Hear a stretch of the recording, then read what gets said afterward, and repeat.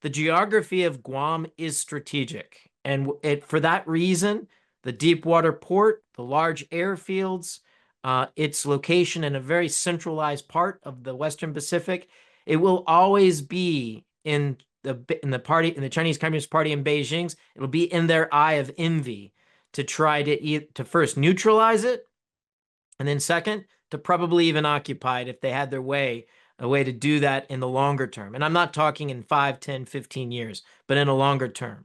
The Chinese Communist Party's designs are bigger than just the coastline.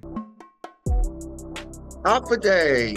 It's your innovation coach, Rob Jackson, and welcome to another edition of the Innovate Guam podcast, the podcast where we explore all things innovation, technology, and improvement related to the island of Guam. Don't forget to like, subscribe, and follow me on YouTube, Facebook, LinkedIn, Instagram, and Substack. My podcasts drop at the beginning of each week. Also, be sure to check out my Innovate column in the Pacific Daily News every first and third Friday of each month. Okay, our guest for today's episode is currently a senior research fellow for naval warfare and advanced technology at the Heritage Foundation's Allison Center for National Security.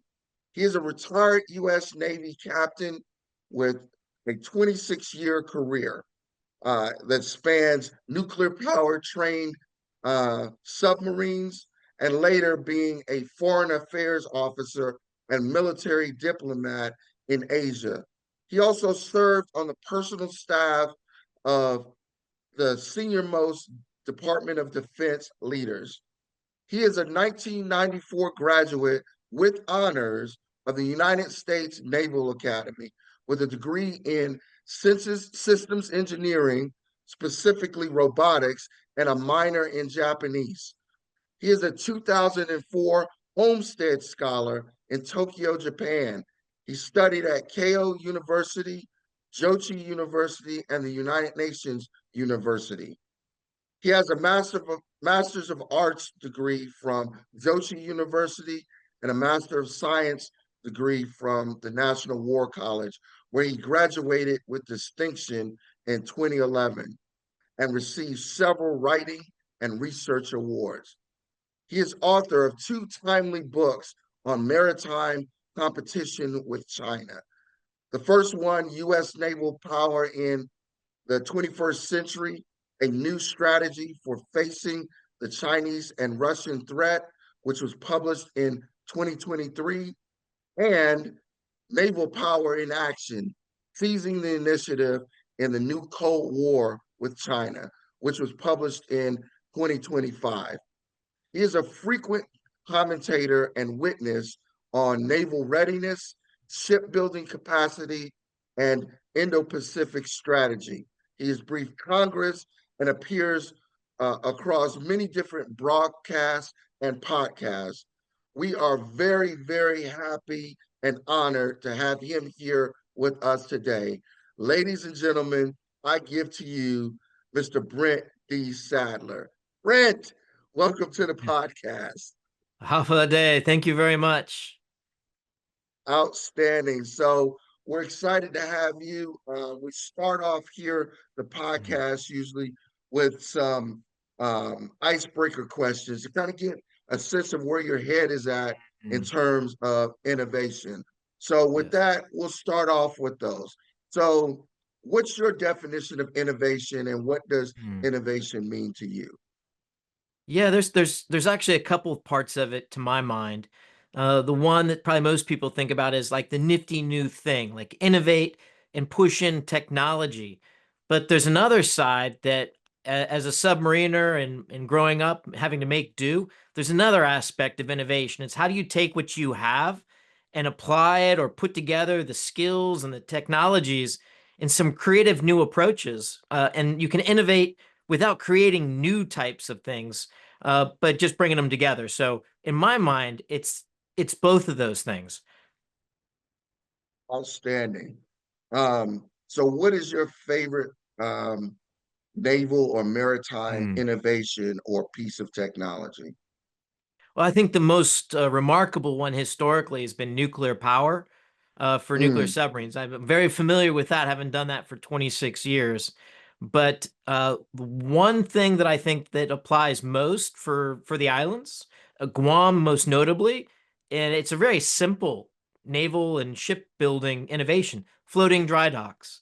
The ability to have a dry dock that sinks by intent, and you put a ship in it and you raise it, and now you have like what's in effect a dry dock that's, very expensive, hard to build, lots of moving earth, geography constrained. And now, as long as you've got a port, you can have a very major shipyard. So I think the floating dry dock is probably one of the most unique. It was a war-winning innovation during World War II in the Pacific War.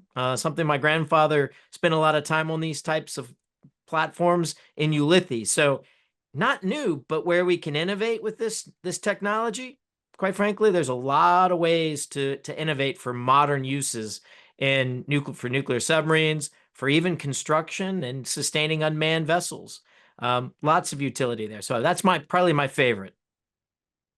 tell you, I'm excited about that, and maybe later on we'll have a little bit more time to talk Mm. about that and drill down because Yeah. dry docks are not for the faint of heart. They take a lot of Yep. technical expertise in order to make sure that you're able to sustain them, support them, and use Yep. them as intended, if you will. Oh, yeah. So, you know, naval architects are needed, engineers with a lot of technical expertise are needed in Hmm. order to do it right. Oh, yeah. Innovation leaders, it's your innovation coach, Rob Jackson here. Are you ready to elevate your vehicle fleet operations? Fleet Solutions is an AI enabled fleet management system. Fleet Solutions provides real time video, smart analytics, and total efficiency. Keep your people safe and keep your business moving forward faster than ever before. Fleet Solutions, arriving tomorrow, today.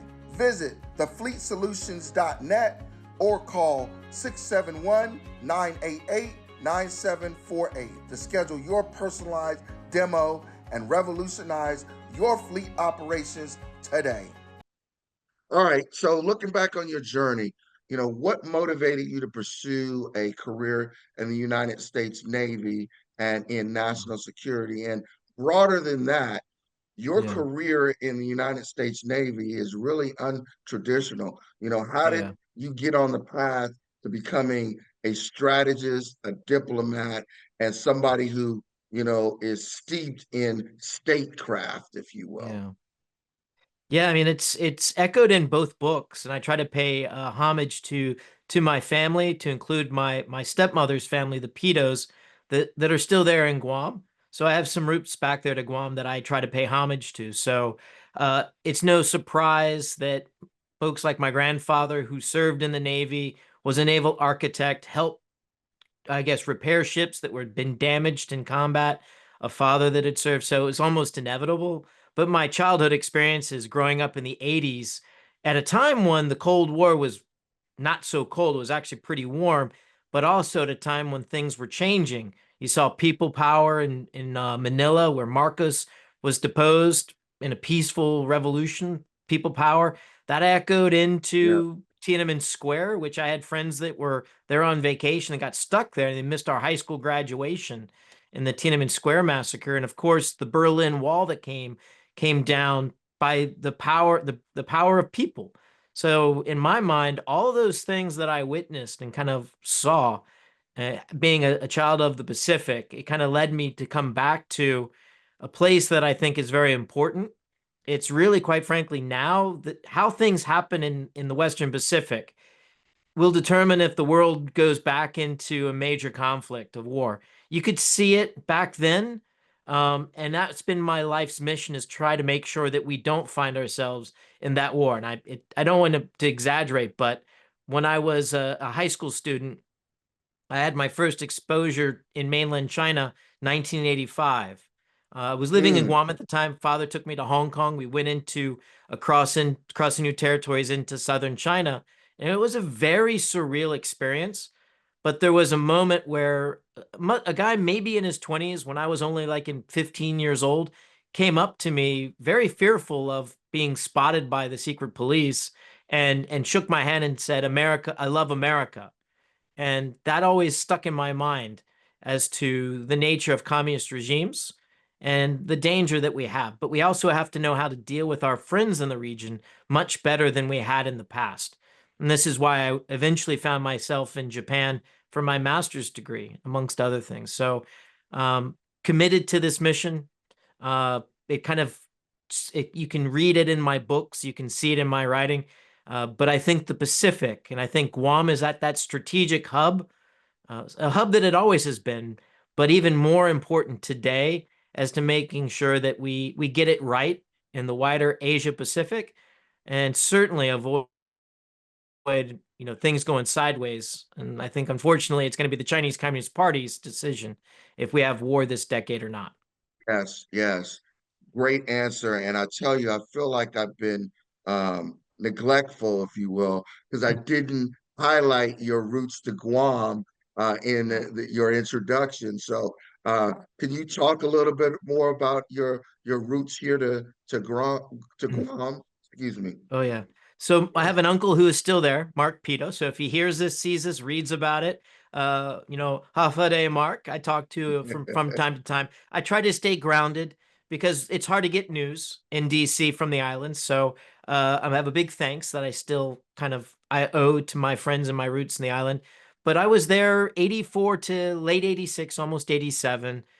St. John's, Father Duane is for a little while, and GW for about a semester in high school before I moved off island to Japan as a high school student, finish off my high school years.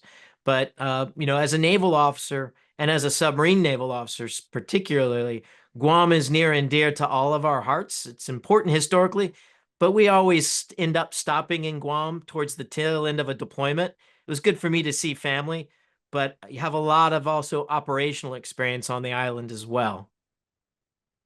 Yeah, outstanding. So with that, great segue. Can you talk a little bit about Guam's strategic importance, Mm. especially vis-a-vis China? Absolutely. I mean, the Chinese, they have this first island chain, second island chain, third island chain. And when they put that out there, like in the 90s, it was how to actually scale their modernization and growth of their navy as they take over the leadership role in the world. That was their plan. It still is their plan. The second island chain, the anchor of that is Guam, and you're 3 hours away from Taipei, you're 3 hours away from Tokyo, about 4.5 hours away from Seoul. So we're sitting an easy arm's length away by the way an airplane flies to reaching some significant flashpoints, either in the Korean Peninsula, to the Pacific North, or to the northeast with the Russians, and then of course Taiwan if the Chinese decide to challenge the current existing peace. So it's geography. The other part of it is what it symbolizes to the rest of the region. The United States is and has been for over 100 years a Pacific island nation. Certainly not what most people think of when you hear USA, but it's important to remind not the audience in Guam, because I get this, but the audience here in DC, that the United States is a Pacific nation, and we have very Yes, much the homeland extends. So Guam is at the front end of that. America's Day yes, begins, of course, in Guam. And it's important to realize that the Chinese, so the other side is, we need to remind ourselves here in DC of that, and more broadly, the rest of the nation, that this is true. The Chinese know it's true. They built a massive missile array, arsenal. They've built cruise missiles, bombers, submarines, surface ships, all with the capability to launch attacks against Guam because they view it as a threat or as a potential military threat to their ability to win in a fight over the future of Taiwan, or even if they want to do something in the South China Sea. So our simple existence as a free democratic society and with the American flag and the second island chain anchored in Guam, it stymies China's political designs for not just their own country, but for their neighbors. and as they look further to places like Solomon Islands as well. Yes, yes. So let me go down a rabbit hole here and Okay. play devil's advocate because you Yeah. answered the question brilliantly from a naval officer's perspective, particularly somebody who's steeped in statecraft. Mm. Let's look at it from the perspective of your everyday um, Guamanian, if you Yeah. will, who's living here, trying to raise their family, trying to make a living and stuff like that, who feels Hmm. like, man, there's all of these big forces going on, and Yeah. it feels like uh, people in DC are intentionally putting a target on my back in a Yeah. larger game that's going on.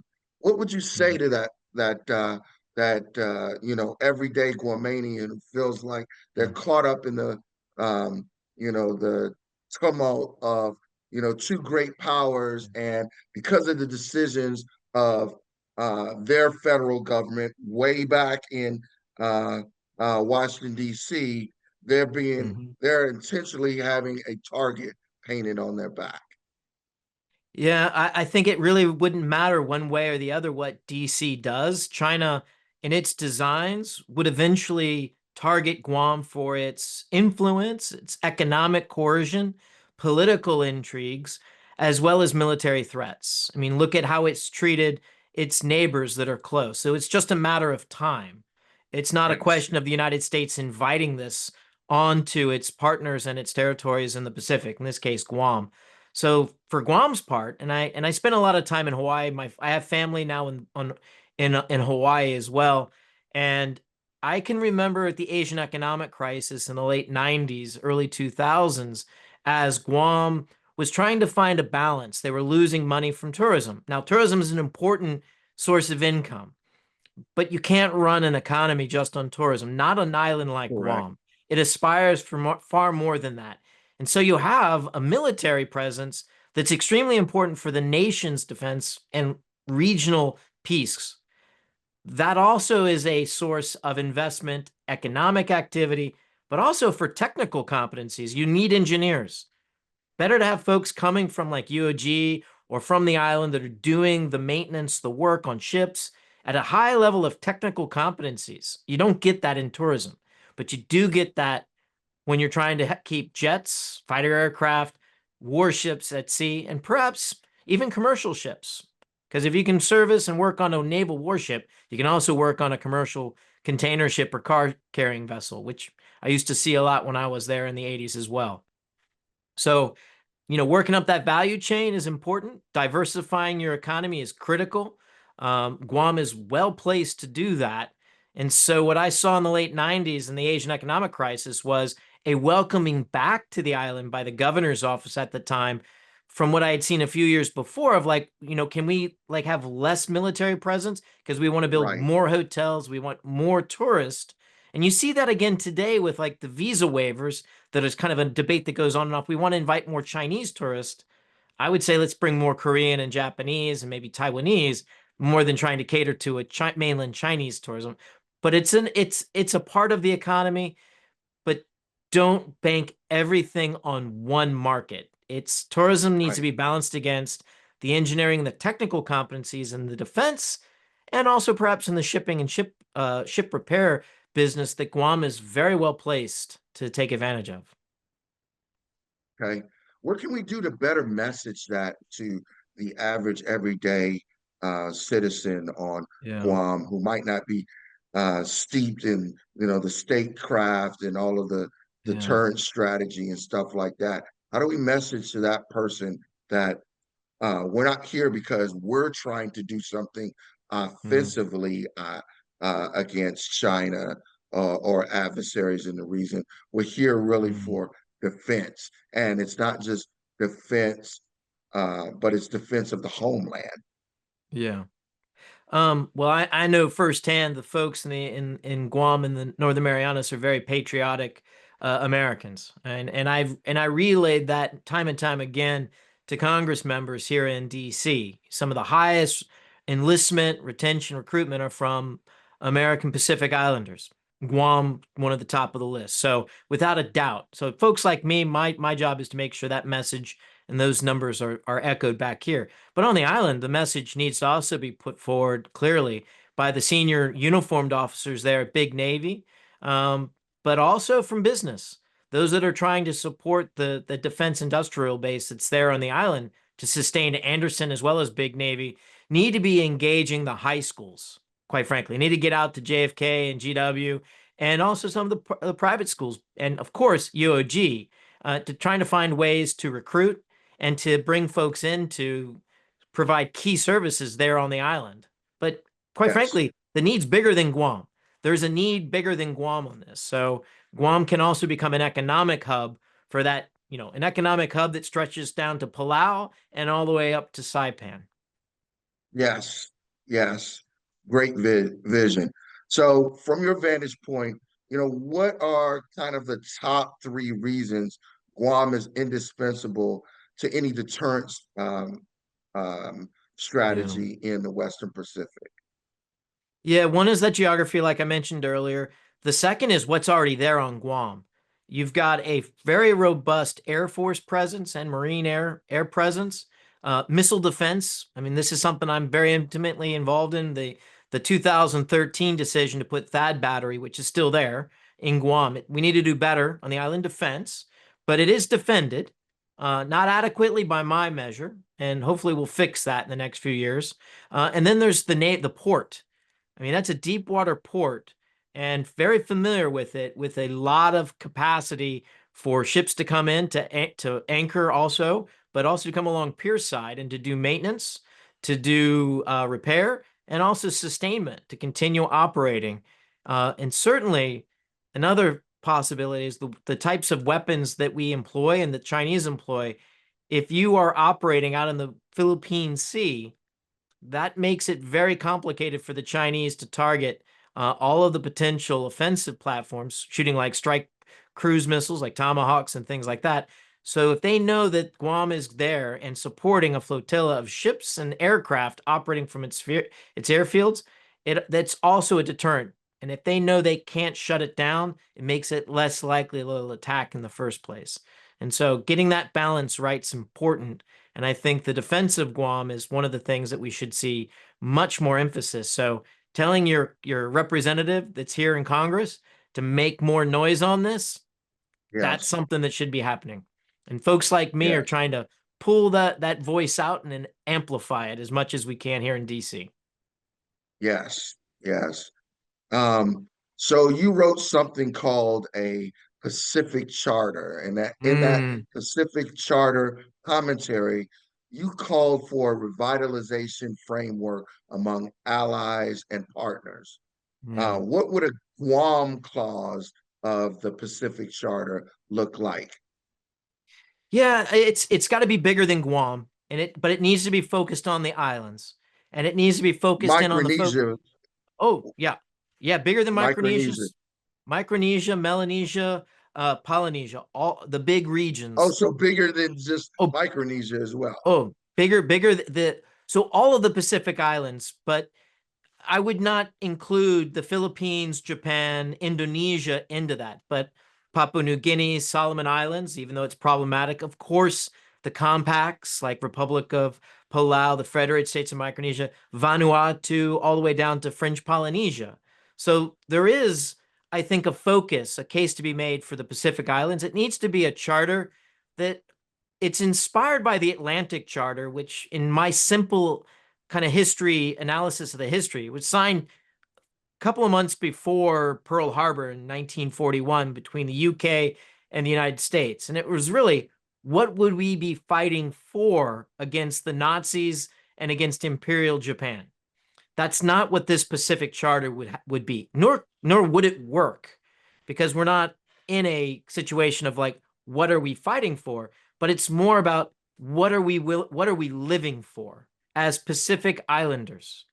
And I think if it answers that basic question about how do we actually encourage development of our economies and that we improve the livelihood through medical, through better education, higher skills that are more in demand, but all doing that at the same time, protecting our cultures and languages too, but our cultures that are tied to the sea.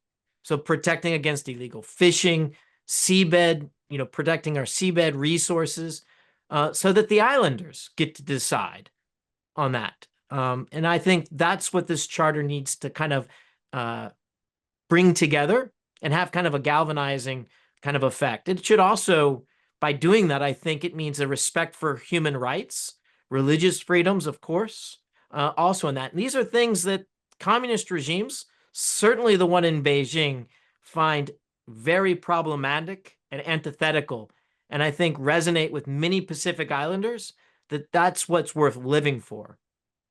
Hmm. Yeah, that's an interesting approach, and I like your historical context to the Atlantic Charter. But then you actually took me Mm, in a different direction because I thought you were going to kind of follow the Atlantic Charter and all be about, military and, posturing to fight. But it's more about protecting and building on the things that we hold dear, yes. economies, education, healthcare, culture, etc. And that's really, really powerful when you think about it, framed Mhm. that way. So very, very interesting look at that. Right. So Okay. you talked about Guam's role already as Mm, a logistics hub, a submarine home port, and a deep water ammo port here in the Western Pacific. Um, how does these factors change the strategic calculus for our adversaries? mm, And in other words, how does it drive deterrence without even kinetic effects, if you will? mm. And in that, what are our biggest vulnerabilities when we look at these things that we're relying on for non-kinetic deterrence Yeah. kind of effects? So the first thing is we've over the years since the Cold War have kind of, I guess, centralized a lot of our military assets in Guam, and that's makes it much more vulnerable. So we have to diversify and move out across the Pacific Islands, from Saipan down to Palau, and also to the other compacts. We need to kind of spread out. And that makes it much more complicated for the Chinese to think, well, if I attack one place, I have enough missiles that I can overwhelm the defenses and I can take out, and they can't strike back, or they can't sustain the military presence that they're really worried about. The force that's up inside the East China Sea and the South China Sea that's fighting them if they tried to invade Taiwan or engage in some war of aggression against another treaty ally like the Philippines. So, in some respects, it's disperse across the islands, but do it in a smart way. But it's also enabling a military force that can also operate more forward. And the more that we're forward with our allies like the Philippines and the Japanese and our partners in Taipei, it makes the focus of the Chinese military much closer uh, to themselves. That's another way of trying to move the target off of Guam. But to be serious, to be in all honesty, the geography of Guam is strategic, and for that reason, the deep water port, the large airfields, its location in a very centralized part of the Western Pacific, it will always be in the Chinese Communist Party in Beijing's. It'll be in their eye of envy to try to first neutralize it, and then second, to probably even occupy it if they had their way, a way to do that in the longer term. And I'm not talking in 5, 10, 15 years, but in a longer term. The Chinese Communist Party's designs are bigger than just the coastline. Okay, so I want to follow up on that answer, going down kind of two different rabbit Mm, holes. The first one is, can you talk a little bit about the treaty obligations and the commitments that the United mm, States government has with other nations out here in the mhm, Pacific? Because I would tell you, a lot of the average Americans don't understand that. mhm. Can you talk a little bit about those treaty obligations and commitments that we've made, and to how many nations out here in the Pacific? Yeah, so I mean, I'll focus in on the actual treaty, like national security or defense treaty. So there's a mutual defense treaty with the Philippines. That means if we're attacked, the Philippines will also defend us. Likewise, if they're attacked, we will defend them. That is very robust in the last few years and is growing dramatically. Now, the Philippines have had a problem sustaining and building a modern military, but they have been putting significant, under the new president Marcos, they've been putting a lot of money and resources and also welcoming U.S. forces like Army and Marine Corps to bring in very advanced long-range missile systems that can attack Chinese aircraft and also their ships. This is this littoral combat. It's the Enhanced Defense Cooperative Arrangement, EDCA. So that's one. The other major player is Japan. Japan hosts many bases of the U.S., and there is a defense agreement with Japan. It's not a mutual defense treaty. If Japan's attacked, then the United States will defend Japan, but it's not necessarily the other way around. That has changed, and I would say in real terms, but not in a treaty document, where the Japanese view if the U.S. military is attacked by someone, that degrades the US's ability to honor its security agreement to Japan. And so therefore, it's an attack on Japan. So it's a very interesting change that I've seen over the last 10 years. It actually goes back to my time at Jochi and Keio University studying the Japanese Constitution. So Japan is in many ways a full-fledged ally. It's just the Mhm. treaties, you're not going to see that necessarily, and context matters. The United States is not going to wage a war of aggression against mainland China. That's just not realistic. But if, on the other hand, the context is China is attacking the US, I think we can rely on the Japanese to be a willing and supporting partner and ally in that conflict. South Korea is another one, hosts many bases of the US. 28,000 US troops are there, and key bases. Now, that mission there is for a war with North Korea. But again, the presence is one that the mainland Chinese can't ignore. The Chinese Communist Party knows that if they do act towards the south, those forces, if not engaged, will also pose a threat. And similar to the Philippines, we do have a defense treaty with the South Koreans. And then there's Australia, has been in every major conflict that the United States has found itself in. They've bled with us in every major war, going all the way back to World War I. So we have another trusted and proven ally there. The French are present. We don't really have the NATO agreement treaty doesn't apply in this region, but we are allies in all other terms. So it'd be interesting to see how that develops. So I have question marks on that one, on how it actually play out logistically. But we have an ally, another Pacific ally in the form of France, that should not be discredited or Interesting. discarded. So I leave that out there. It's one that often doesn't get considered. But after Japan, they are the next biggest military. So US, Japan, and then it's France when you talk about capacity, naval capacity that's in the Pacific on the Can you allied talk side. a, can you talk a little bit more about that deep dive of um, France? Because again, people don't think about that, but can you talk about and give a little bit of context, Mm, wrap a little context around yeah. that, and why they're a Pacific ally? Yes.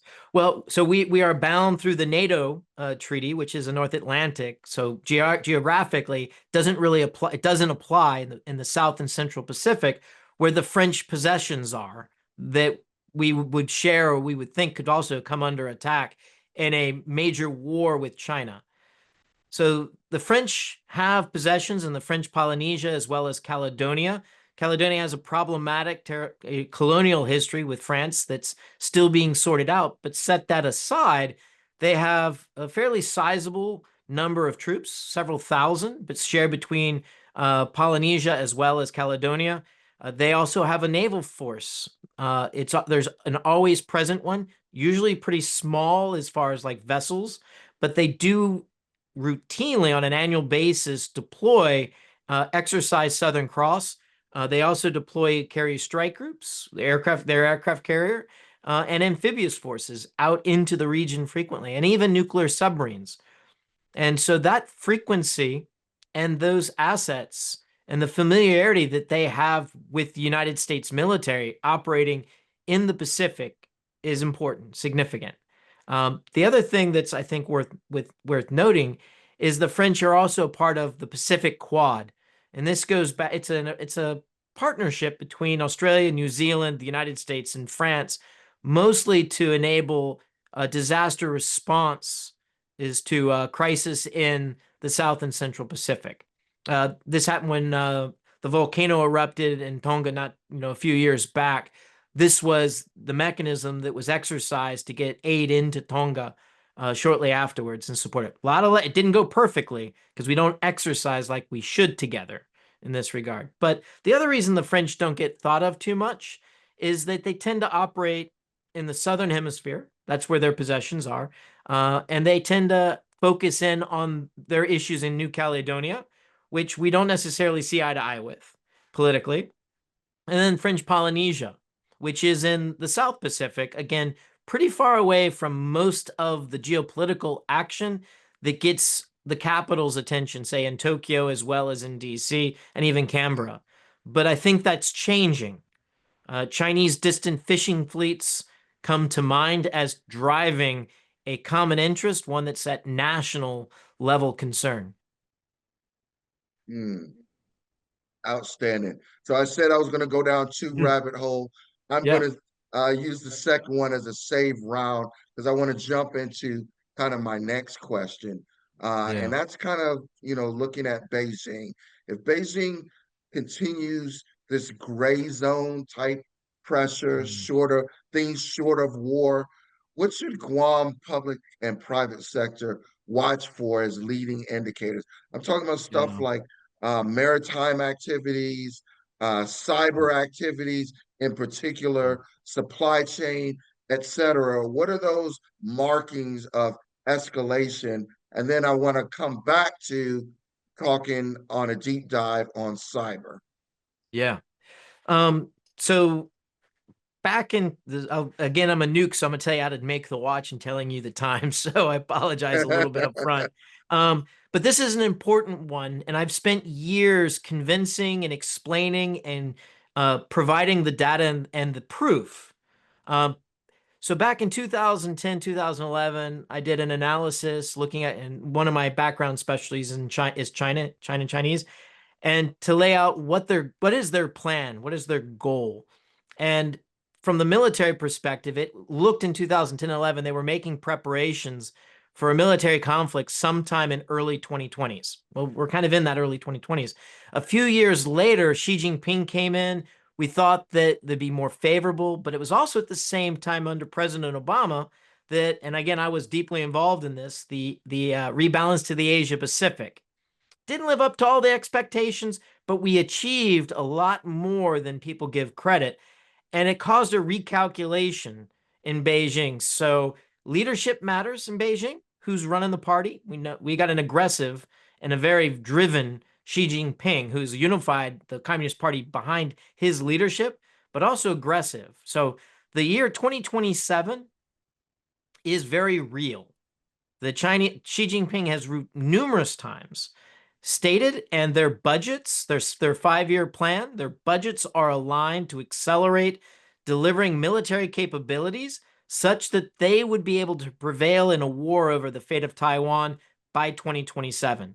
That doesn't mean they will go to war on January 1st, 20. It just means that when Xi Jinping sees an opportunity and he turns to his uniformed generals and he says, can I win this if I want to pull the trigger on a war? That they're going to say yes.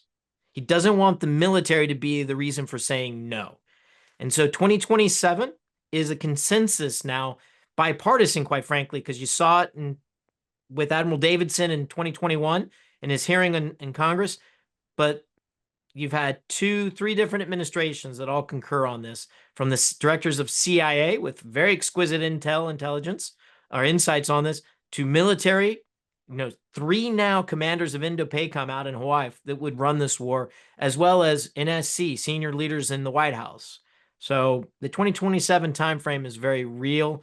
And the things I look at to see, because I'm always trying to, apply science, so to speak, And so I try to lay out like hypothesis is that if I see the following things, and I'll give you a case, one of them that I did about 2 years ago, year and a half ago.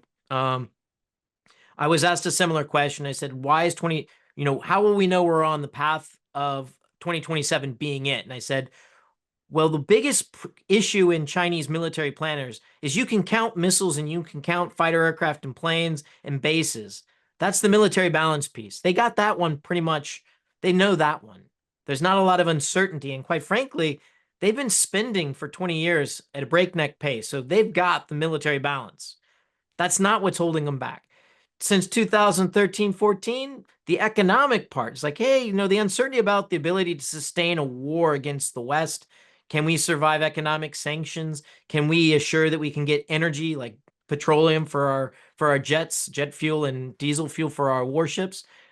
They basically got that too now. That last piece is, do they have the political confidence that they know how people are going to react?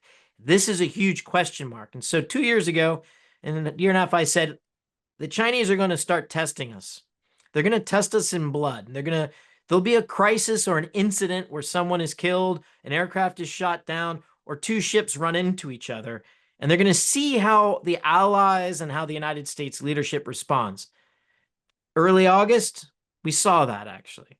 We saw that when the Chinese destroyer, I would say as a sailor, it looked like they were intending to ram with lethal intent a Filipino patrol vessel around Yes. Scarborough Shoal.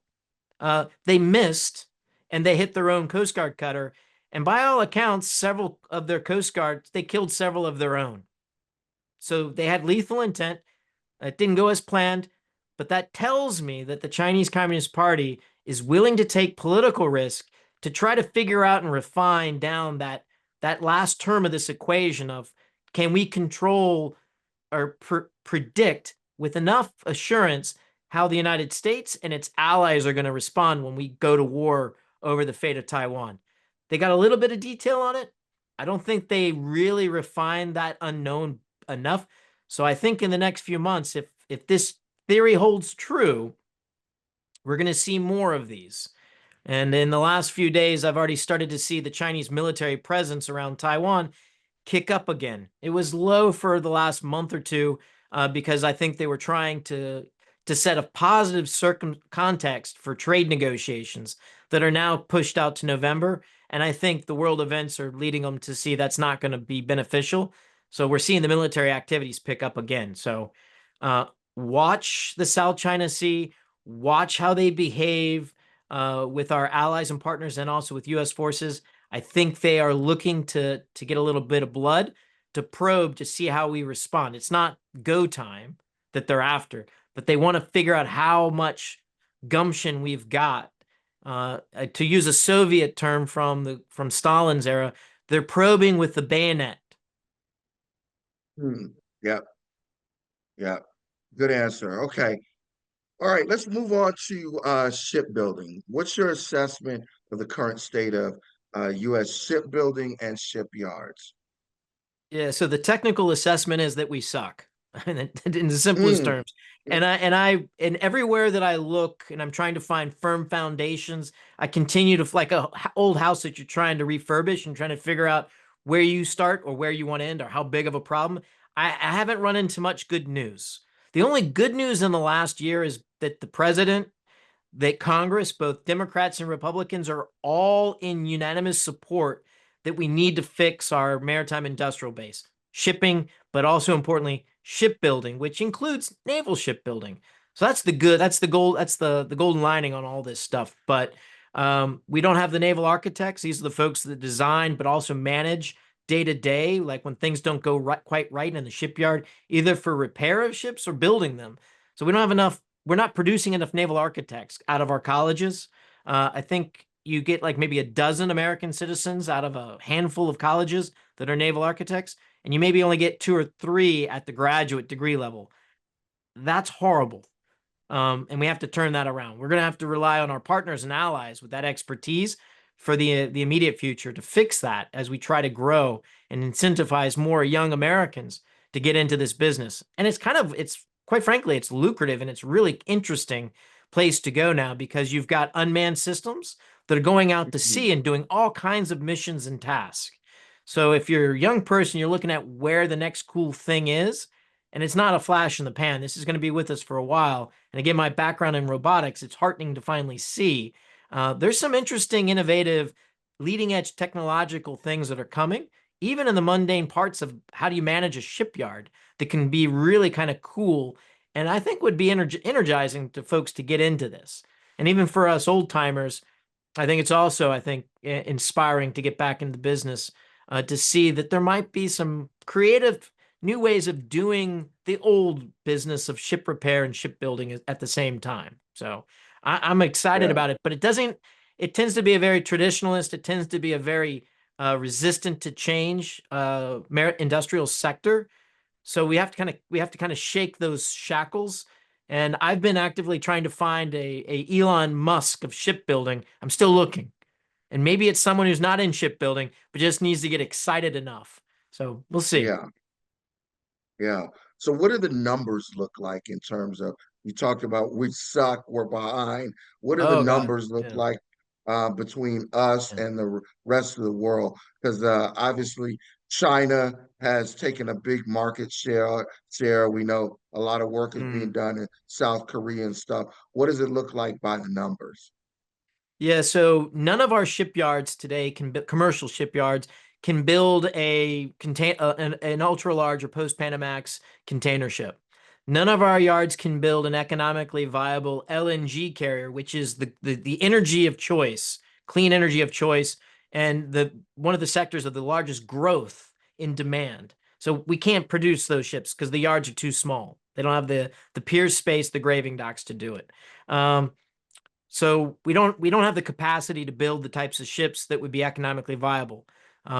That's one problem. And we have 154 shipyards across all of the United States and territories. Uh, Most of those, the overwhelming majority, are in like luxury crafts, small like offshore fishing vessels and things. But you've got probably about a dozen that are industrial scale and naval shipbuilding kind of yards. Those places that are building nuclear submarines and aircraft carriers, building some of the big ships, like Philadelphia Shipyard, making the big training vessels for the merchant marine academies in the United States right now. But we make, I think the current order book is less than 5 ships right now for all of that.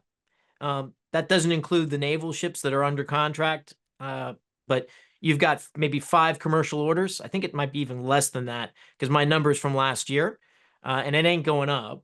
Uh, Meanwhile, in one shipyard in Busan, Korea, Hanwha's yard can produce up to 40 ships, and they're at like 32 orders.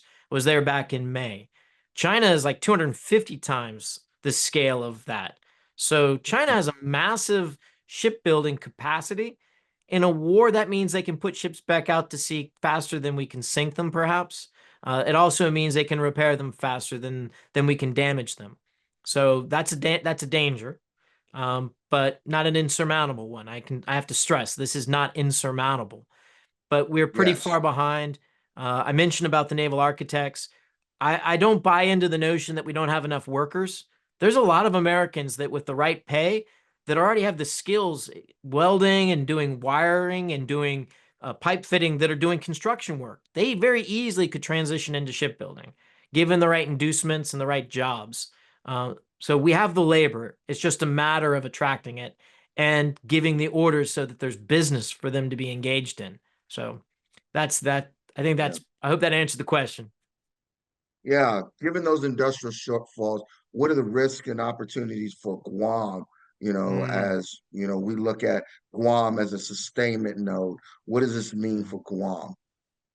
We'll embrace your geography and also the fact that you're tropical. The weather, certain types of industrial activity are more prone or not so welcomed inside such an environment. So don't don't resist the environment. Which means that if you're going to do like major repair or going to do like large scale like dry dock, you're going to want something that's environmentally controlled, a covering over it. And that means it's a little bit more expensive. But it could also mean looking at some innovative new using of unmanned systems like hull cleaning, painting, finding ways of doing welding under the water line, perhaps without using a dry dock, but using new unique techniques of welding to do repairs under the water line as well.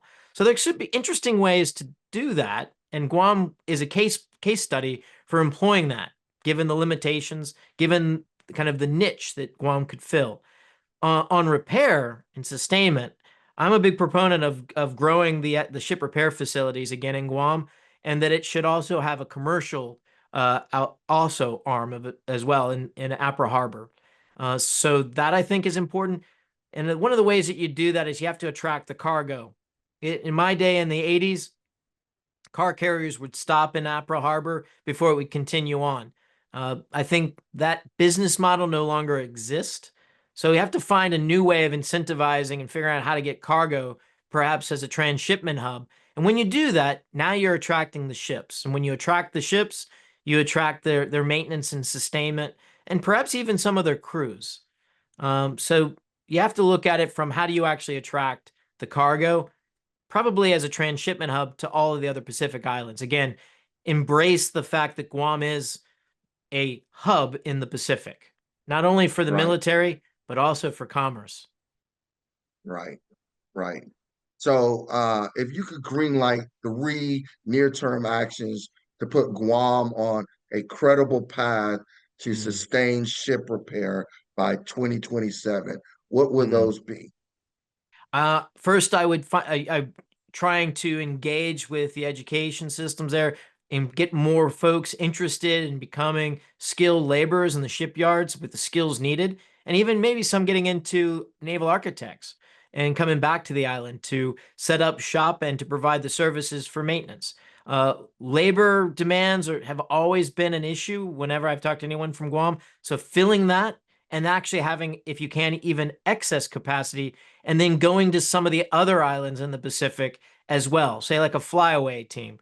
If you had that kind of a business model, it would attract a lot of attention. Like, what is Guam doing to become the center and to have these teams going out doing maintenance and responsive kind of repairs, rather than having to Yes, rely on someone coming from like Portsmouth Naval Shipyard or Puget Sound Naval Shipyard or from Huntington Ingalls in Norfolk or from HMAS Sterling or Perth, Australia. Try to find ways to play in a responsive way. And again, it has to embrace not only just military, Navy, but also commercial. So that's one, get the people. The second is make the environment, the waterfront environment, a place to invest capital to build, mm, new cranes, dredging, so that you can actually have bigger ships, perhaps even a floating dry dock, like I mentioned earlier, bringing back a floating dry dock that, again, can service naval vessels, which there's a need for that, but also servicing commercial vessels. Find a way to do both. The Coast hmm, Guard also needs forward support and maintenance as well. That's another one to look at. So don't just focus in on the destroyers, the nuclear submarines. Don't forget about the Coast Guard cutters that are based in Apra Harbor as well. They also yes, need sustainment. So I would include that. And so the final point is take an iterative approach. Iterative approaches, so crawl, walk, run, starting first with what you have available. You have welders, you have people that know how to do pipe fitting, you have people that know how to do wiring and doing some of that work already.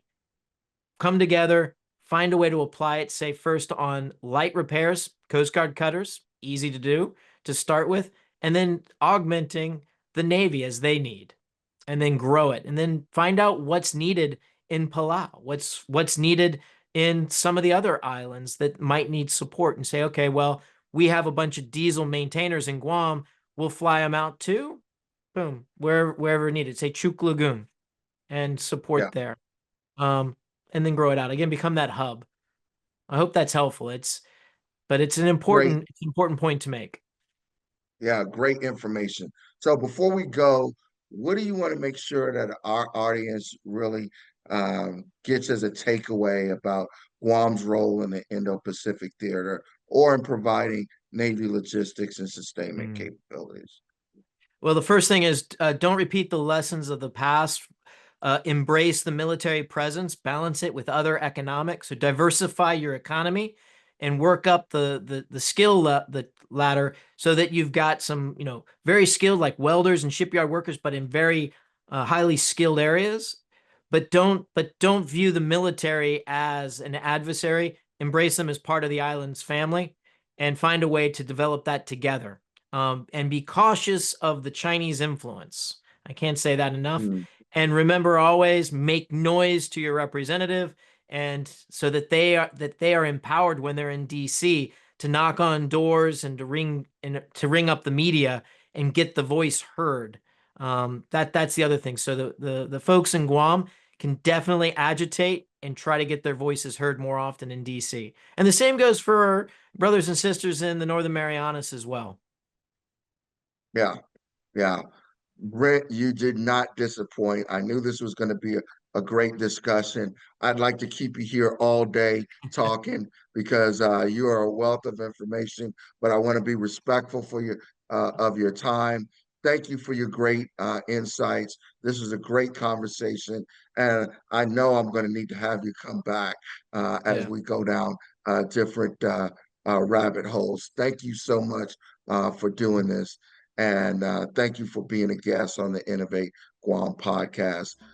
To my audience, I hope you were inspired and you learned something today. Remember to follow me on all social media platforms, including Substack. Be sure to like, share, and subscribe to stay up to date on future episodes. And don't forget to check out my Innovate column in the Pacific Daily News every first and third Friday of the month. See you next time. And remember, whether you're at work, at home, or play, always innovate. Thank you so much.